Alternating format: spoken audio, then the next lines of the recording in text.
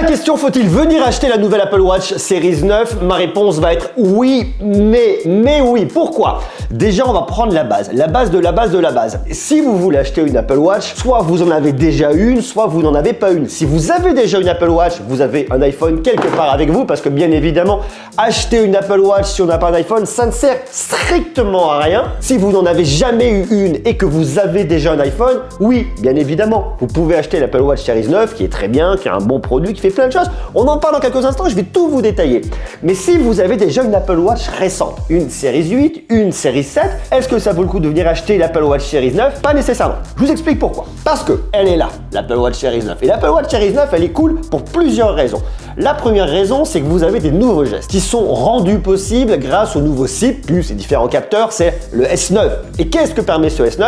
Eh bien, il permet d'avoir des gestes. Vous allez faire un double pincement comme ça et vous allez pouvoir piloter votre montre différemment.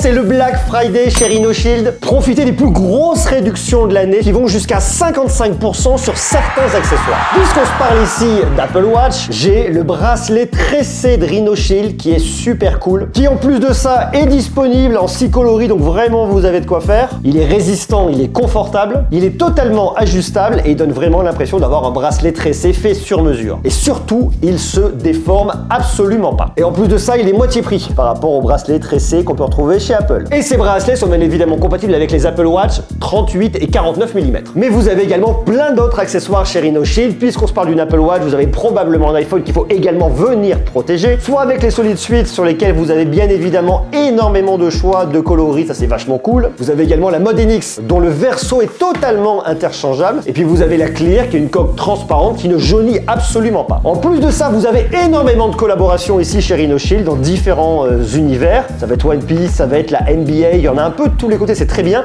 Et vous pouvez même venir totalement vous personnaliser vos propres coques. Il existe des protections d'écran anti-choc avec une nouvelle version anti-lumière bleue disponible chez RhinoShield. Et vous avez également les classiques transparentes, mat, anti-espion ou encore en verre trempé. Plus des protections pour vos objectifs photo. À noter également que leurs accessoires sont compatibles avec plus d'une centaine de modèles de smartphones, dont les iPhone 15, les Pixel 8, mais également les Galaxy S23. Voilà des exemples de réduction que vous aurez chez RhinoShield pendant Black Friday. Jusqu'à 55% de remise directement sur vos coques, jusqu'à 35% sur vos protections d'écran, jusqu'à 25% sur les accessoires et jusqu'à 20% sur les designs issus de licences prestigieuses. C'est donc aujourd'hui le meilleur moment pour venir vous équiper en accessoires chez RhinoShield. Une fois de plus, tous les liens sont en bas dans la description.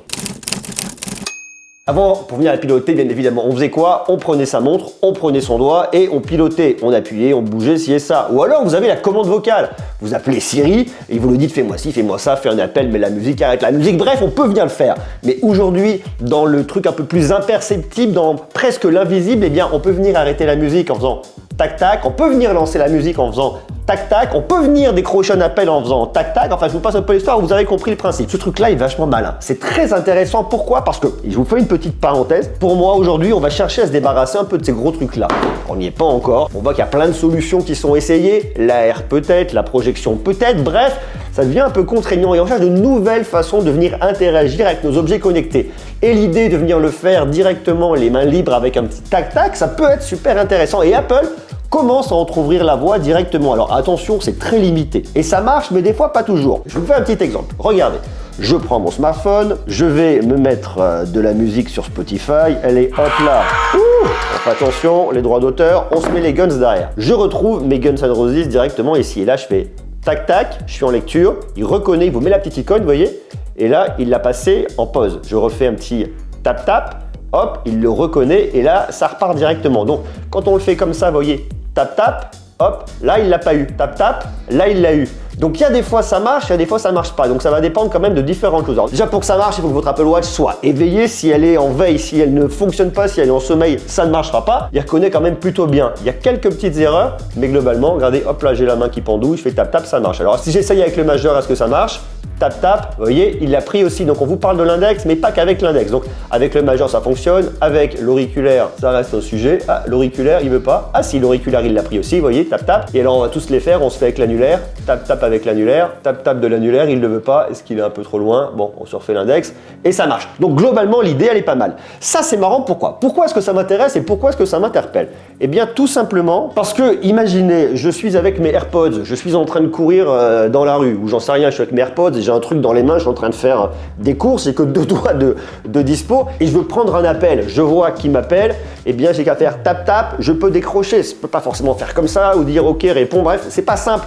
Là, je le fais, ça solutionne un petit peu l'histoire. J'ai un enfant dans les mains, je veux répondre à un appel, une fois de plus, j'ai mes AirPods, je sais pas pourquoi est-ce que j'aurai des AirPods aux oreilles avec un enfant dans les mains, c'était peut-être pour pas entendre les cris, peut-être, allez savoir, eh bien, je peux le faire. Donc, il y a plein d'usages qui s'ouvrent. Ça va pas révolutionner l'histoire, ça va pas vraiment changer l'histoire, c'est un petit gadget, une petite fonctionnalité qui vient arriver, c'est une petite brique qui vient s'installer ici directement sur votre Apple Watch Series 9 et qui est rendue possible grâce au SIP S9. Donc c'est pas mal. Est-ce que pour le coup, ça vaut le coup de changer d'une Apple Watch Series 8 ou une Series 7 à une Series 9? La réponse est clairement non. Donc ça, c'est le premier point. Et le deuxième point qui est extrêmement intéressant sur cette Apple Watch, eh bien, c'est qu'Apple est venu monter la luminosité encore plus haute. On peut passer jusqu'à 2000 nits. Alors le plus bas, il vous le dit, c'est 1 nit. On descend au plus bas lorsque vous êtes dans les salles d'obscur. Prennent l'exemple du cinéma, pourquoi pas? Ça se tient, mais on peut monter jusqu'à 2000 nits. Alors le problème, attention ici, c'est qu'autant lorsque vous êtes en plein soleil, qu'il y a un cagnard monstrueux dessus et que vous voyez pas grand chose, peut-être avec une génération précédente, quoique vous voyez quand même plutôt pas mal, là vous allez extrêmement bien voir. Moi je l'ai emmené en plein soleil, je peux vous assurer que je voyais vraiment bien qu'il n'y avait aucun problème ici. Donc là c'était vraiment très cool. Le gros problème qu'on a lorsqu'on vient pousser la luminosité un peu plus haute, qu'on met le curseur un peu plus haut, eh bien c'est que l'autonomie drastiquement elle va descendre et ça c'est souvent le truc un petit peu relou avec les Apple Watch. Pourquoi? Je suis utilisateur d'Apple Watch depuis des années et je vois que pour autant, les puces évoluent, pour autant, elles ont plus de capacité de calcul, et là, c'est le cas, elle est beaucoup plus puissante, beaucoup plus performante, mais l'autonomie reste la même. Et je pense que c'est vraiment un choix d'Apple de se dire, nous, on s'en fout, on veut une journée d'autonomie. Il y a quelques générations en arrière, ils sont venus améliorer la vitesse de charge de votre Apple Watch. Donc, votre Apple Watch, elle se charge aujourd'hui plus vite. Lorsque vous allez, on peut venir se laver avec, mais lorsque vous allez prendre une douche ou lorsque vous allez faire je ne sais pas quoi, eh bien, vous pouvez la charger, vous la reprenez une petite demi-heure après, vous êtes peinard, vous êtes parti pour 24 heures sans problème. Ce qui vous permet de venir monitorer votre sommeil, mais ça on en parle dans quelques instants. Mais ça veut donc dire que lorsqu'Apple vient améliorer la puissance ici et de sa montre, de son SIP en passant sur la S9, on se dit que normalement ça permet également d'améliorer l'autonomie. Et bien en fait non, Apple ne cherche pas à améliorer l'autonomie, Apple cherche à améliorer des fonctionnalités comme notamment pousser la luminosité un peu plus haute et aller un peu plus loin en termes de performance en se disant une journée c'est le standard et une journée c'est très bien. Moi j'aimerais bien Apple qu'on emmène l'autonomie un peu plus loin. Je suis d'accord, ça se charge vite, c'est bien, c'est pratique, mais quand même 2 jours, 3 jours d'autonomie, ça serait pas du luxe. Autre usage qu'on peut faire de son Apple Watch ici, c'est l'ultra wideband qu'on a dans sa montre. Bien évidemment, si par exemple, eh bien, je suis en train de perdre mon iPhone, qu'il est planqué je ne sais où, qu'il a glissé dans le canapé, ça m'est déjà arrivé, rigolez pas, eh bien, je retrouve très facilement avec ma montre. C'est quelque chose que je fais assez régulièrement et qui est pratique. Attention. Donc bon, si vous êtes un peu tête en l'air ou si vous ne savez pas où vous avez laissé votre smartphone, ça pourrait potentiellement vous sauver la vie. Mais voyez, au-delà de ces usages, eh bien, il n'y a pas grand-chose de neuf. La vraie nouveauté, elle se fait au niveau de WatchOS 10, qui est une superbe expérience ici. Et c'est de toute façon un des gros points forts qui fait que on vient acheter des produits de Apple. C'est-à-dire que l'expérience est tellement bien pensée. Vous voyez, alors ils sont venus changer un peu leur navigation qu'on avait avant. C'est clair, c'est simple, c'est lisible, c'est intuitif. On a toutes ces applications directement ici. Je reviens à l'accueil. Ici, je vais venir retrouver un peu mes raccourcis principaux, mes applications, ici sur le haut, mes notifications. Ensuite, sur le bas, eh bien, je vais retrouver aussi des informations importantes. Et après, ce qui est cool, c'est que je les fais défiler directement en faisant mon petit tap-tap. Tap-tap avec mon doigt. Suivante, suivante. Vous voyez que j'ai rendez-vous chez Coiffeur tout à l'heure. Tap-tap. Donc, une fois de plus, ça c'est quand même vachement bien, très pratique. Mais bon, ça change pas bien l'histoire. WatchOS 10 est une excellente expérience. Donc, si vous regardez cette vidéo, c'est que vous vous dites, ok, est-ce que ça vaut le coup d'aller sur la Watch Series 9? Une fois de plus, si vous avez déjà un iPhone, si vous êtes dans l'écosystème Apple, vous savez à quel point ça fonctionne bien et à quel point c'est vraiment pertinent. Donc il n'y a pas de grosse nouveauté, d'autant plus que si vous avez déjà une montre d'une génération précédente, vous avez pu faire la mise à jour. Normalement, tout ça vous le savez et ça change pas vraiment grand chose. Maintenant, ce qui rend l'Apple Watch si unique, bien évidemment, eh bien c'est la force de l'écosystème d'Apple. C'est le fait d'avoir un iPhone, c'est le fait d'avoir un iPad, c'est le fait d'avoir un Mac, par exemple ici, vous voyez, un petit MacBook Pro sur lequel je fais les montages. C'est tout ça qui fait que ça fonctionne extrêmement bien, que tout est interconnecté. Le fait également d'avoir vos AirPods. Et c'est la puissance de l'écosystème d'Apple qui vient valoriser individuellement chaque produit. Et c'est là où certaines marques, bien qu'elles travaillent vraiment à améliorer cette partie-là, ne sont pas totalement au niveau d'Apple. Parce qu'il ne faut pas oublier un point extrêmement important, c'est qu'ici Apple développe lui-même son matériel, son hardware et son software. Donc tout est totalement optimisé. Et une fois de plus, ce qui permet à cette Apple Watch d'offrir une expérience pas optimale mais quasi optimale parce qu'elle a quand même quelques petits biais. Bien qu'on soit sur une montre qui permette de faire du sport, c'est pas non plus une montre de sport. Si on veut aujourd'hui une montre totalement orientée sport, on va sur une Apple Watch Ultra, première ou deuxième génération, à vous de voir bien évidemment, mais ça fonctionne déjà suffisamment bien et c'est quand même relativement très précis. Après, moi, ce qui m'intéresse réellement ici sur cette Apple Watch, eh bien, c'est tout ce qu'on peut venir en faire en termes de données de santé. Vous avez toujours les applications qu'on connaissait et qu'on a toujours ici, c'est-à-dire votre fréquence cardiaque. Donc là, ça va me faire un petit relevé.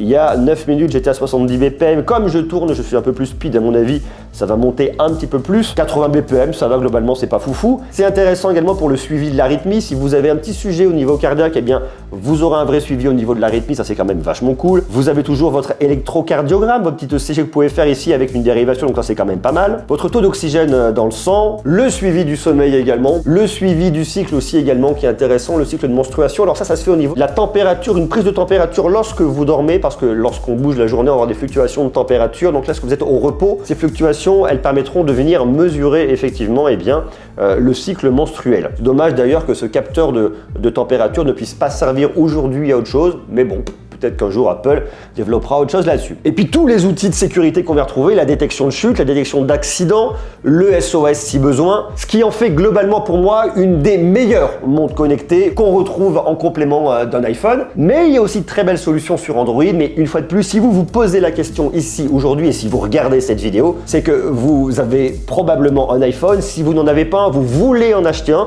et vous vous demandez si cette montre ferait l'affaire avec. Alors oui, pour moi, elle fera très bien l'affaire, un tarif quand même relativement élevé, donc ça peut valoir le coup de venir regarder les générations précédentes pour se dire je veux acheter une belle montre connectée, je veux une Apple Watch, est-ce qu'une série 8 ou une série 7 feront l'affaire? Pour moi la réponse est oui, et en plus de ça, la SE reste aujourd'hui aussi une très belle alternative. Il y aura moins de capteurs, on en fera un petit peu moins, mais vous aurez quand même WatchOS 10, donc ça c'est quand même pas négligeable. Donc posez-vous la question de vous, de vos usages, est-ce que vous avez besoin d'aller aussi loin au niveau de la mesure de votre santé, au niveau de tous ces capteurs qui vont faire la différence entre une série 8, une série 9 et une SE?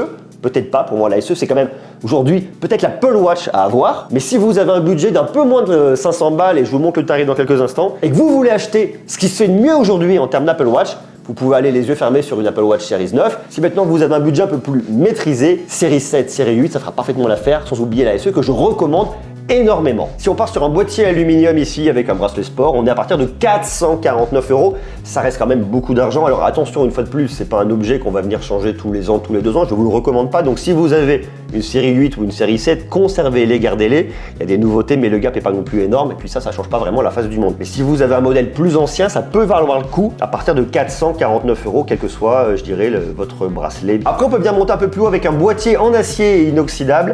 849 €. Là, c'est vraiment le côté plus bijou qu'on va venir rechercher puisque l'expérience logicielle et les capteurs seront exactement les mêmes. Et à vous de voir une fois de plus pour venir trouver votre bonheur directement sur le site d'Apple. Et si bien évidemment cette montre connectée vous intéresse, je vous mets un lien juste en bas dans la description. Donc pour moi, l'Apple Watch Series 9 est une très jolie montre à venir acheter, soit parce que vous venez d'arriver sur iOS et que vous voulez en complément de votre smartphone une montre connectée, soit parce que vous avez un iPhone et que vous n'avez jamais eu de montre connectée et que vous avez un budget un petit peu moins de 500 balles, auquel cas l'Apple Watch Series 9 est cool et vous pouvez y aller une fois de plus, le lien est en bas dans la description. Mais si maintenant vous avez une génération précédente, 8e, 7e génération, n'y allez pas, ne changez pas, attendez peut-être plus tard. En tout cas, les nouveautés qu'il y a là sont intéressantes, mais c'est pas non plus la grosse révolution. Néanmoins, Apple ici continue à nous proposer des choses super intéressantes, une évolution génération après génération. Est-ce que aujourd'hui, moi, cette Apple Watch Series 9 me plaît? La réponse est oui. Est-ce que c'est, comme diraient les Américains, un game changer? Est-ce que ça change vraiment les choses? La réponse est non. Et puis bien évidemment, je vous invite à venir voir ma vidéo qui vous parle de votre iPhone 15 Pro Max. Si vous n'en avez pas, peut-être que ça peut valoir le coup de venir regarder. Bien évidemment, la vidéo est juste là. Allez voir parce que c'est également un très joli smartphone qui fait de super propositions et notamment photo. Allez voir, c'est par ici.